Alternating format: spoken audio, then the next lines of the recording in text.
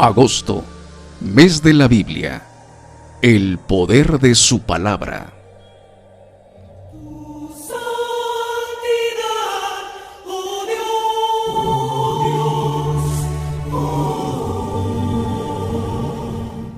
Sociedad Bíblica de México es la institución responsable de presentar la vida que el Señor Jesús ofrece, poniendo la Biblia al alcance de todos los mexicanos, en la lengua que puedan leer, entender e interactuar con la palabra de Dios. Actualmente, el mundo atraviesa por situaciones económicas, políticas y de salud muy complicadas. Son tiempos de angustia, tiempos de tristeza, inquietud, zozobra, miedo, incertidumbre, temor, aislamiento, enfermedad y muerte. Las noticias de todos los días presentan un panorama oscuro a nivel mundial. Pero la gente, hoy más que nunca, necesita palabras de esperanza, palabras de vida eterna, necesita conocer el poder de la palabra de Dios. Por eso es que en la Sociedad Bíblica de México nos hemos preparado para transmitir en línea diferentes conferencias, talleres y conciertos, para llevar esperanza con la palabra de Dios. Tenemos la firme convicción de lo que dice el Salmo 107:20, envió su palabra y los sanó y los libró de su ruina. Celebra pues con nosotros agosto, mes de la Biblia, el poder de su palabra.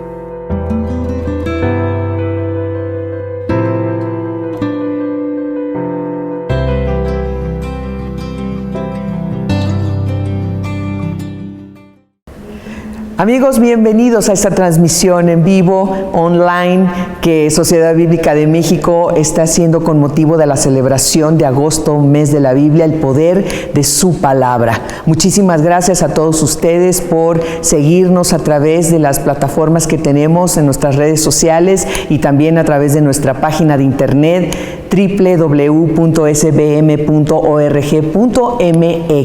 Queremos conocerlos, queremos interactuar con cada uno de ustedes.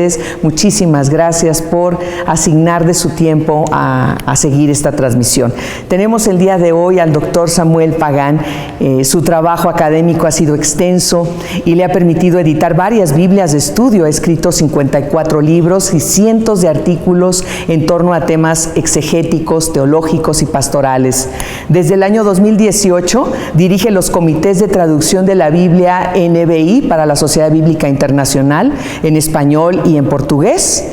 Como decano de programas hispanos del Centro de Estudios Bíblicos en Jerusalén, el doctor Pagán promueve, organiza y dirige viajes de estudios peregrinares transformadores a la Tierra Santa, Europa y el mar Mediterráneo. Vamos a escuchar con mucha atención lo que el doctor Pagán tiene preparado para nosotros. Saludos cordiales en el nombre del Señor Jesucristo. Le habla su buen hermano y amigo, el doctor Samuel Pagán, como parte de la celebración del mes de la Biblia en la Sociedad Bíblica de México. Saludo de esta manera a todo el personal, sus directores, sus ejecutivos, la comunidad en general, porque celebramos la Biblia como la palabra de Dios, como el mensaje de Dios para la humanidad. La Biblia como la revelación divina que le va a dar a la humanidad, de acuerdo con las palabras de Jesús de Nazaret, vida y vida en abundancia. Y durante este mes vamos a celebrar la importancia de esa palabra que tiene la capacidad de redimir, transformar, sanar, restaurar y darle a la gente sentido de dirección y orientación en la existencia humana. Mi primera afirmación en torno a ello es que, de acuerdo con el Evangelio según San Juan, Jesús de Nazaret es el verbo.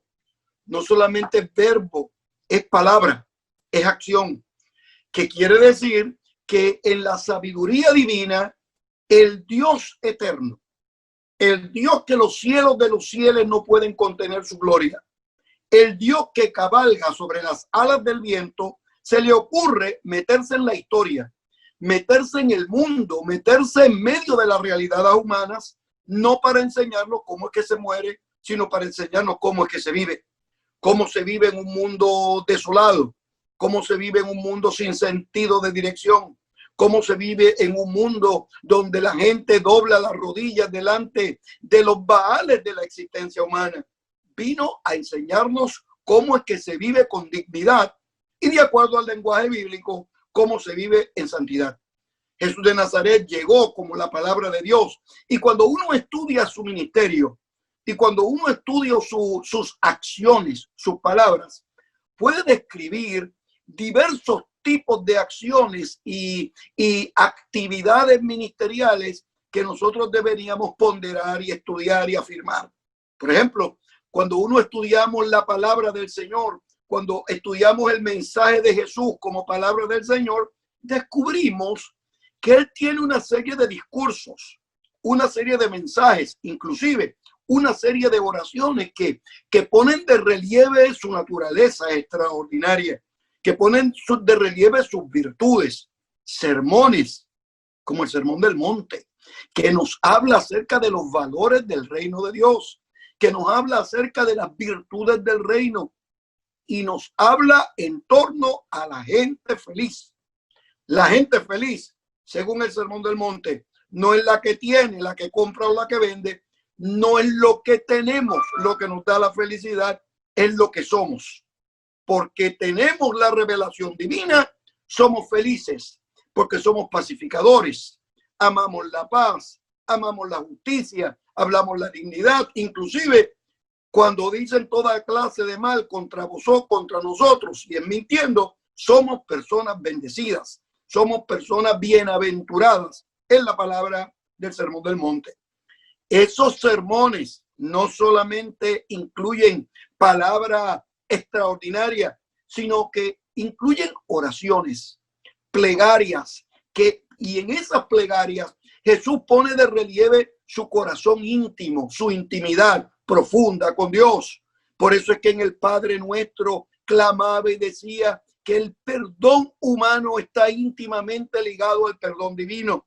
Por eso es que en la oración sacerdotal, en Juan capítulo 17, cuando oramos, le pedimos al Señor como Jesús que seamos uno, porque al ser uno se abren las puertas de la credulidad y el mundo puede creer que el Señor Dios envió a Jesús. Cuando estudiamos el ministerio de Jesús de Nazaret, descubrimos sus oraciones, escribimos sus discursos, descubrimos no solamente sus discursos y oraciones, sino las parábolas del reino. Y en las parábolas nosotros encontramos el corazón mismo del ministerio de Jesús. Las parábolas que hablan, la comunidad académica la entiende como la ipsísima verba, la palabra última, más cercana de lo que dijo y lo que hizo Jesús de Nazaret. Parábolas que nos desafían, parábolas que nos entusiasman, parábolas que nos bendicen, parábolas que nos orientan en la vida. Por ejemplo, escuchen esta que estoy seguro que le ha bendecido. El sembrador salió a sembrar. Es decir, que alguien que se dedica a la siembra hace su trabajo y el Señor está anunciando que la palabra divina, la revelación de Dios, el anuncio del reino, hay que proclamarlo de forma tal que las personas puedan escuchar, obedecer, descubrir y compartir el mensaje de la palabra divina. Parábolas extraordinarias. Escuchen esta. Un padre tenía 2 hijos. Esa parábola que tradicionalmente conocemos como la parábola del hijo pródigo, deberíamos cambiarle el nombre. Es la parábola del padre perdonador. No era uno, el de los hijos que estaba perdido. Eran los 2. Uno se perdió fuera del hogar y otro se perdió en el hogar. Pero la manifestación de perdón, la manifestación de amor, la manifestación de misericordia y de paz del Padre fue a los 2. Es decir, que el título general de la parábola debería ser la parábola del Padre perdonador. Cuando estudiamos a Jesús de Nazaret como la palabra de Dios, no solamente descubrimos esos mensajes extraordinarios, sino descubrimos milagros. Milagros que no eran programas de relaciones públicas para enfatizar algún componente de la vida de Jesús. Milagros que no era un programa que tenía el Señor para poner de manifiesto sus virtudes ministeriales, sino que los milagros en el ministerio de Jesús respondían a las necesidades de la gente. Jesús hacía milagros para responder a un clamor, para responder a una necesidad, para responder a algún desafío que tenía el ser humano. Tomemos las sanidades.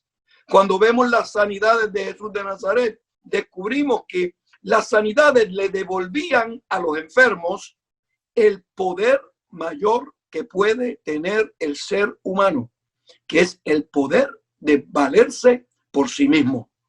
Los enfermos, de acuerdo a las narraciones evangélicas que el Señor sanó, eran paralíticos que necesitaban a alguien que le ayudara. Eran ciegos que necesitaban lazarillo. Eran personas que de algún leproso, que de alguna manera u otra, alguien tenía que apoyarles y ayudarles. Con la sanidad, Jesús le devolvía el poder de valerse por sí mismo y enfrentar la vida con dignidad sin tener que depender de nadie. Dos narraciones sobre sanidades y sanidades de paralíticos son importantes para afirmar en este momento. La primera se encuentra en el Evangelio según San Juan y es de un paralítico que lleva más de 38 años en Betesda, que significa casa de la misericordia, pero nunca se había sanado. Estaba en el lugar, el enfermo estaba en el lugar adecuado, donde se manifestaba la misericordia de Dios. Pero cuando el Señor le pregunta, ¿qué haces aquí? Especialmente por tanto tiempo, con dolor en el alma, el paralítico le dice, es que mis amigos no vienen cuando las aguas se mueven y yo no puedo ser sanado. Es decir, la enfermedad de aquel paralítico estaba íntimamente relacionada con la inacción, con la incapacidad, con la no presencia de sus amigos. Imagínense la autoestima de aquel enfermo. Enfermo estoy, decía, porque no tengo buenos amigos. Esa es una sanidad, por un lado. Por otro lado, tenemos una sanidad significativa en la Galilea, donde el Señor lleva a efecto su programa de sanidades y de predicaciones alrededor del lago. Y cuando está predicando, nos dice el texto bíblico que un grupo de personas con un paralítico llegó tarde. Trataron de entrar al paralítico por la puerta, no pudieron porque la puerta estaba cerrada. Fueron por las ventanas, por la puerta de atrás, no pudieron, pero se le ocurre a uno de los del grupo, vamos a subirlo al techo. Y cuando estemos en el techo, vamos a hacer una apertura en el techo y lo bajamos para que el Señor lo vea. No me pregunten qué le dijeron a aquellos amigos al dueño de la casa. Solamente esto es lo que narra el texto bíblico. Cuando lo van bajando, dice la Escritura, el Señor, así dice el texto bíblico, al ver la fe de ellos, de los amigos. El único texto en la Escritura donde la fe para la sanidad o para la liberación o para la transformación no la tiene la persona que reciba la virtud divina, sino que la tiene algún amigo o alguna otra persona. En ese entorno el Señor le dice, al ver la fe de ellos, mientras este paralítico tenía amigos solidarios, mientras este paralítico en la Galilea tenía amigos que superaban cualquier obstáculo para que él recibiera su sanidad, el paralítico en Jerusalén, en Betesda, estaba frustrado por no tener buenos amigos.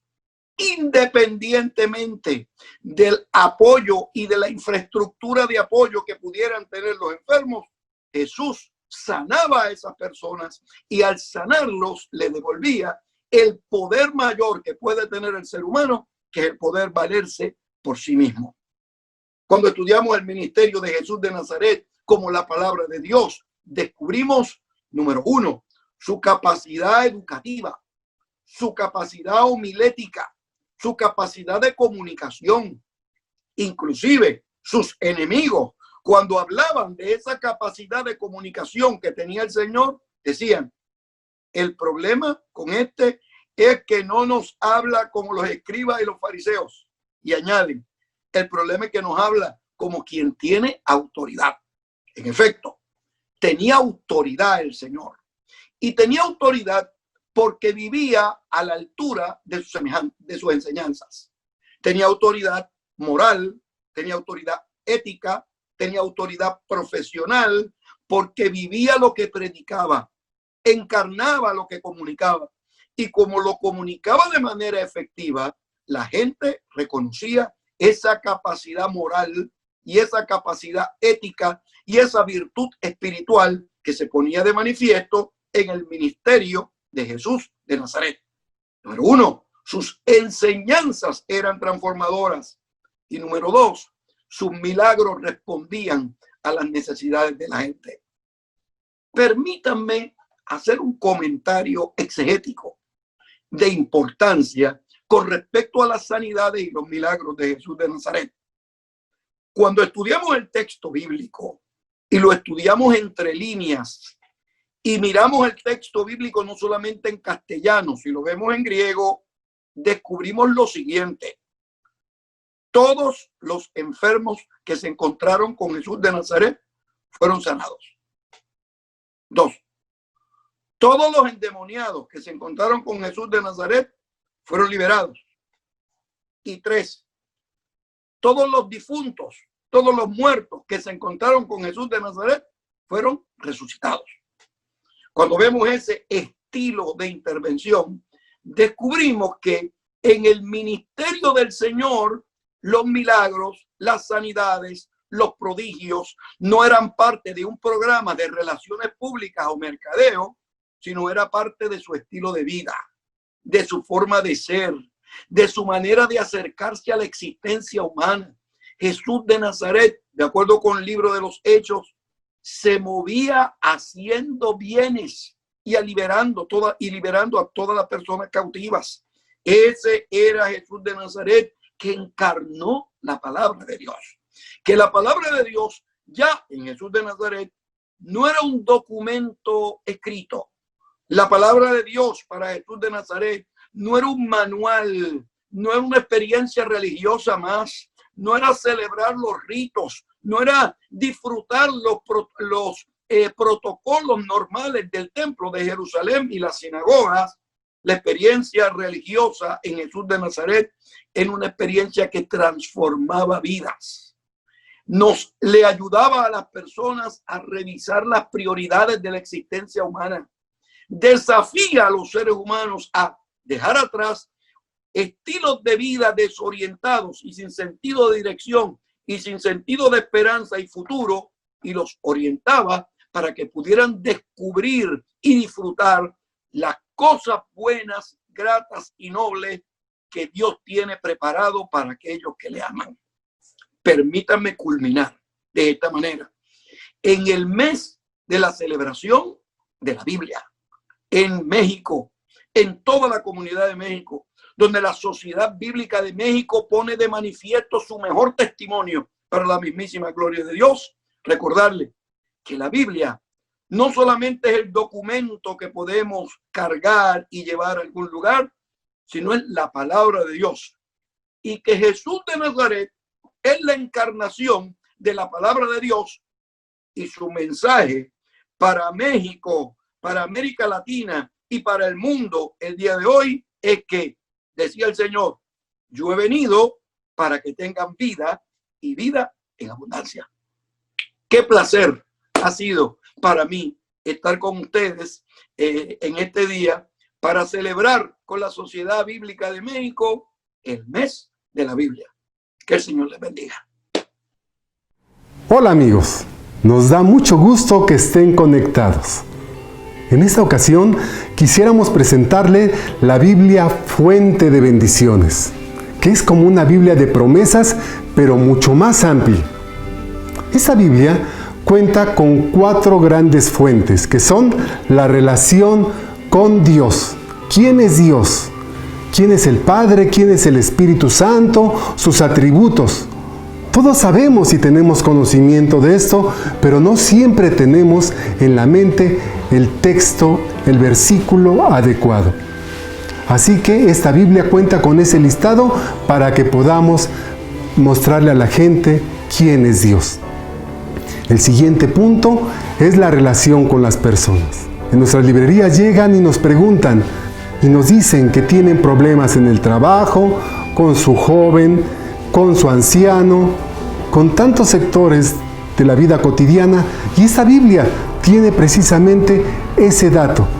¿Y qué mejor que presentarle la palabra de Dios al que tiene esa duda? También tiene la relación con la palabra de Dios. La palabra de Dios nunca falla, es verdadera. Y esta Biblia tiene los textos para que recordemos dónde están, porque los cristianos siempre hablamos de la palabra. Además, sirve la consejería. Personas que tienen miedo, dolor, tentaciones, esta Biblia les va a presentar ese texto que necesitan en su corazón. El último punto son las virtudes y bendiciones que encontramos al pertenecer a la familia de Dios. Esta Biblia cuenta con todos esos textos de promesas en los cuales nos podemos sentir identificados. Como se pueden dar cuenta, tenemos una gran variedad de textos bíblicos en esta Biblia y gran variedad en presentaciones, desde la más económica hasta las de imitación piel y cierre. Así que puede visitarnos en nuestras tiendas, particularmente aquí en la Ciudad de México, Liverpool y la del Centro. Así que visítenos y les daremos más información. Dios les bendiga. Agradecemos al doctor Pagán por su mensaje y a ustedes por seguirnos en esta transmisión que Sociedad Bíblica de México está llevando hasta ustedes con motivo de la celebración de agosto, mes de la Biblia, el poder de su palabra. Gracias también por compartirnos a través de sus redes sociales. A continuación tenemos a Marco Herrera. Él es exdirector ejecutivo en el Departamento del Ministerio Internacional de la Sociedad Bíblica Americana, en donde trabajaba con más de 100 sociedades bíblicas en el mundo, ayudando en la coordinación de programas y proyectos de traducción, interacción con la palabra y capacitación del personal y juntas directivas. Realizó los estudios de auditor y contador público en el Instituto Politécnico Nacional de la Ciudad de México. Tiene 2 maestrías en Administración de Empresas y Gestión de Calidad en las universidades de Dallas, Texas y Miami, Florida, respectivamente. Ha completado varios cursos de consultoría, liderazgo y relaciones interculturales. También ha participado en el desarrollo de varios proyectos en las Sociedades Bíblicas de las Américas, como la organización e implementación de la Imprenta Bíblica de Brasil y la implementación de planes de sustentabilidad y desarrollo estratégico. Vamos a escuchar lo que Marco Herrera nos va a compartir. Le doy gracias a Dios por esta oportunidad de compartir con ustedes algunos pensamientos sobre el poder de Dios, el poder de su palabra. Para la gloria de Dios y en celebración del mes de la Biblia que Sociedad Bíblica de México ha organizado. Mi nombre es Marco Herrera y he tenido la bendición de haber colaborado con las sociedades bíblicas en todo el mundo y en particular con la Sociedad Bíblica de México. Un saludo fraternal desde la ciudad de Dallas, Texas, donde ahora radicamos. También estoy agradecido por los medios digitales que nos permiten comunicarnos a través del tiempo y la distancia, particularmente durante este tiempo de pandemia. Es mi oración que el Señor derrame su bendición sobre cada uno de ustedes y los proteja de todo mal.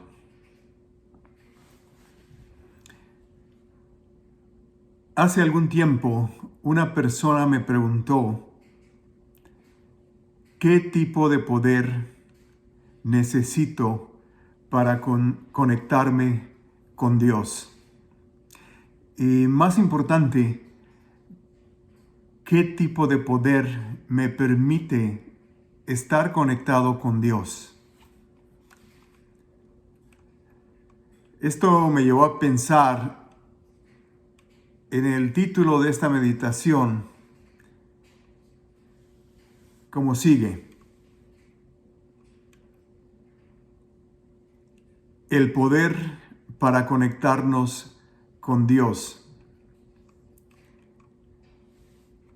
Al pensar en este título, me vinieron a la mente otras preguntas. ¿Cómo puedes obtener el poder para conectarte con Dios? ¿Qué sucede cuando pierdes ese poder y te desconectas? ¿Qué necesitas hacer para conectarte de nuevo y mantenerte conectado? Todas estas preguntas me molestaban. La idea que somos nosotros los que tenemos que conseguir este poder para conectarnos con Dios no me gustaba. Me molestaba esta idea porque coloca la responsabilidad de generar esa energía, esa habilidad de conectarnos, ese poder de conectarnos con Dios en nosotros mismos.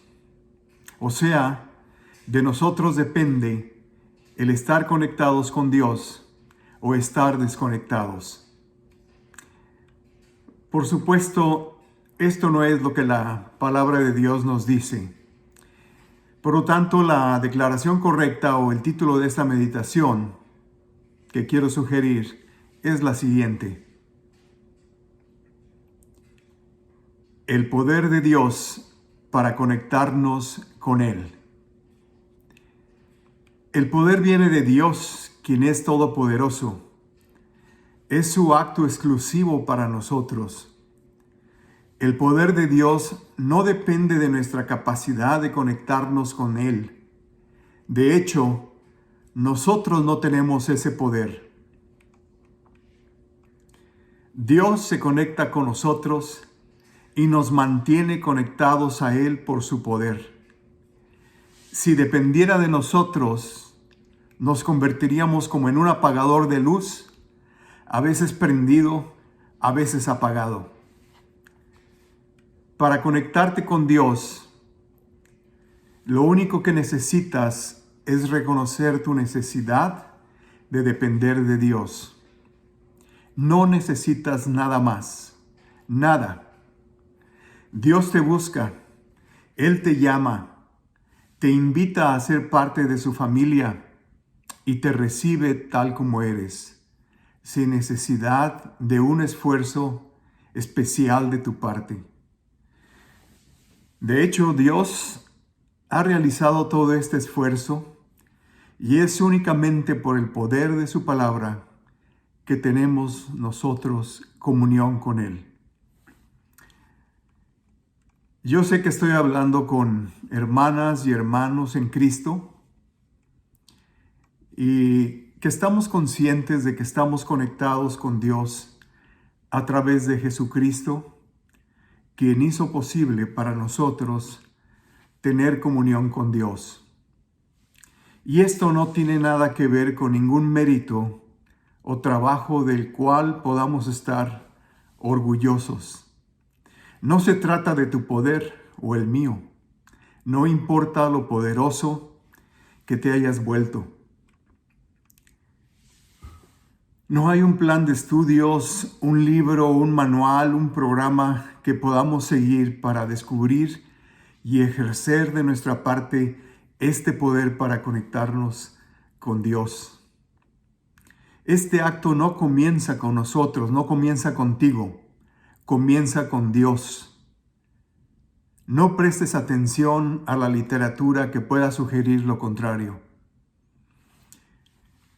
Estamos hechos para la espiritualidad, para tener una relación con Dios, para estar en comunión con Dios. Todos tenemos esa necesidad de relacionarnos, de conectarnos con Dios. Este es el plan de Dios para nosotros, ya que fuimos hechos a la imagen de Él. Desde el principio de los tiempos, el propósito de Dios ha sido estar en comunión con nosotros, con su creación. Esta es la narrativa de toda la Biblia, desde el Génesis hasta el Apocalipsis. Dios haciendo una conexión perfecta con su creación. En el capítulo 1 de Génesis se describe la creación de Dios, incluyéndonos a nosotros, los seres humanos. Después del sexto día, cuando Dios termina la creación, vio que todo fue muy bueno y entonces descansa. Así terminó Dios la creación del cielo y de la tierra y de todo cuanto existe, y el séptimo día descansó. Bueno, no es descanso físico como ahora lo entendemos. Dios no se sentó en un sillón para tomar un receso. Dios no necesita descansar. La idea del descanso aquí en Génesis es la de la comunión de Dios con su creación. En el séptimo día, después de que Dios creó todo lo que existe, Dios mora con su creación en perfecta armonía. Este es el sábado, el día de descanso, la comunión con Dios. Con Dios nosotros descansamos. Pero viene la rebelión y el hombre rompe la comunión con Dios. A través de esta rebelión nos alejamos de Dios y de los demás. El pecado nos separa de Dios y deteriora nuestras vidas. Afecta nuestras relaciones. Nuestra naturaleza cambia de vida a muerte. Este rompimiento produce un mundo fracturado, descompuesto, donde no hay descanso. Luchamos, nos cansamos, porque la conexión con Dios se ha perdido. Como dijimos al principio, no hay nada en nuestro poder para establecer la conexión de nuevo. No tenemos este poder. Dios tiene el poder para establecer de nuevo esta conexión, de darnos descanso. Este es el poder de Dios, el poder de su palabra. A lo largo de la Biblia vemos la manifestación del poder de Dios para tener comunión con nosotros. Dios ha ofrecido a su pueblo, a toda persona, la posibilidad de venir a Él y descansar. Uno de mis pasajes favoritos en la Biblia es el Salmo 23. Tú, Dios mío, eres mi pastor, contigo nada me falta. Me haces descansar en verdes pastos, y para calmar mi sed, me llevas a aguas tranquilas. Me das nuevas fuerzas y me guías por el mejor camino, porque así eres tú. El Salmo utiliza verbos activos donde la acción es iniciativa de Dios. Este es el poder de Dios para hacernos descansar, para guiarnos, para refrescarnos. Solamente el poder de Dios me lleva a Él y me mantiene con Él. El poder de Dios, el poder de su palabra, me mantiene conectado a Él, a pesar de mis limitaciones e ineptitudes. Incluso cuando yo paso por momentos difíciles, sé que no estoy colgando de un hilo a punto de romperse. Dios me mantiene firmemente conectado con Él y con seguridad en su mano. Por tanto, no tengan miedo, pues yo soy su Dios y estoy con ustedes. Mi mano victoriosa les dará fuerza y ayuda. Mi mano victoriosa siempre les dará su apoyo. El poder de Dios, el poder de su palabra nos mantiene unidos con Dios en toda circunstancia. Es claro que el poder de Dios no depende de nosotros, sino de Dios. Debido a que su poder no tiene límite, no hay nada en toda la creación que pueda separarnos de Él. Yo estoy seguro que nada podrá separarnos del amor de Dios. Ni la vida, ni la muerte, ni los ángeles, ni los espíritus, ni lo presente, ni lo futuro, ni los poderes del cielo, ni los del infierno, ni nada de lo creado por Dios. Nada, absolutamente nada, podrá separarnos del amor de Dios que nos ha mostrado por medio de nuestro Señor Jesucristo. Este es el mensaje del Evangelio, la buena noticia, proclamada desde el principio de los tiempos. Es el poder de Dios revelado en su palabra. Dios nos conecta con Él por su poder. Y este es el mensaje que proclamamos como sociedades bíblicas en todo el mundo. Por eso celebramos el mes de la Biblia, para alabar a Dios y agradecerle su gracia inmerecida de conectarnos con Él y de permitirnos compartir este mensaje con otros. Cada uno de nosotros es un colaborador activo de esta misión. Somos testigos de los problemas, desafíos y peligros que muchos de nuestros hermanos en Cristo experimentan todos los días, tanto en el país así como en otras partes del mundo.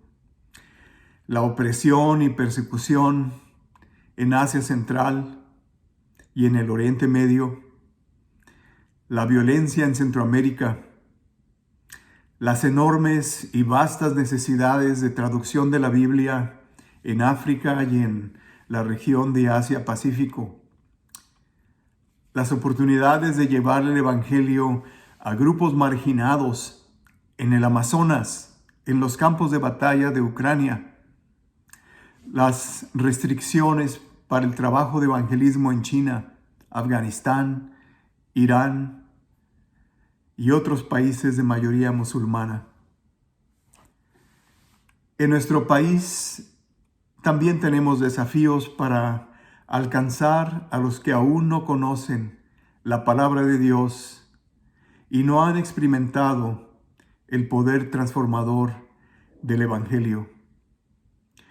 Hay miles de nuestros compatriotas que no están conectados con Dios y no tienen el poder para hacerlo ellos mismos. Ellos necesitan escuchar la historia de la salvación por el poder de la palabra de Dios. La Sociedad Bíblica de México está comprometida a iniciar y terminar la traducción de la Biblia a más de 100 lenguas indígenas. Y está comprometida a llevar la palabra de Dios a todos los rincones del país. Sigamos trabajando duro.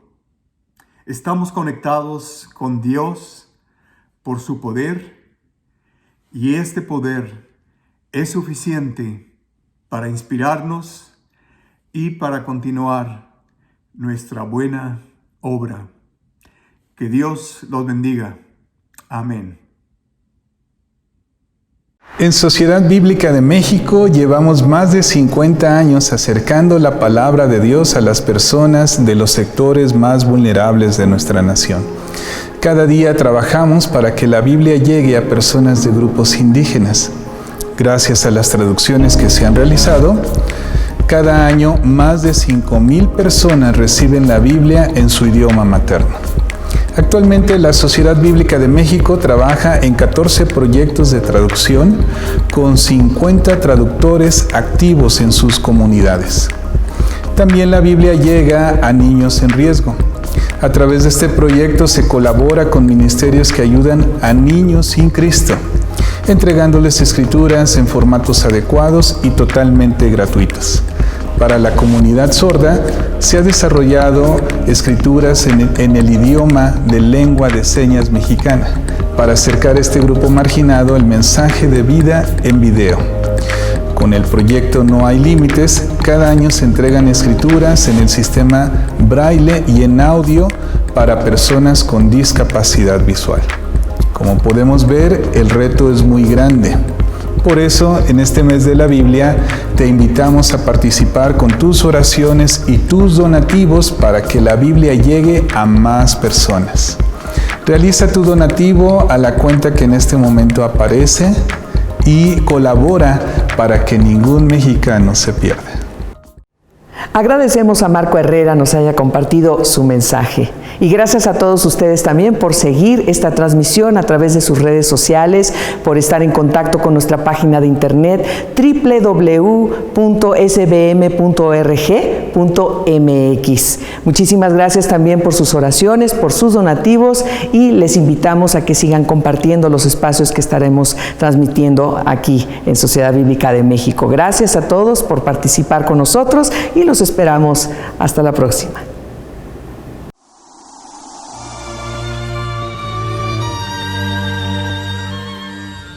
Agosto, mes de la Biblia, el poder de su palabra.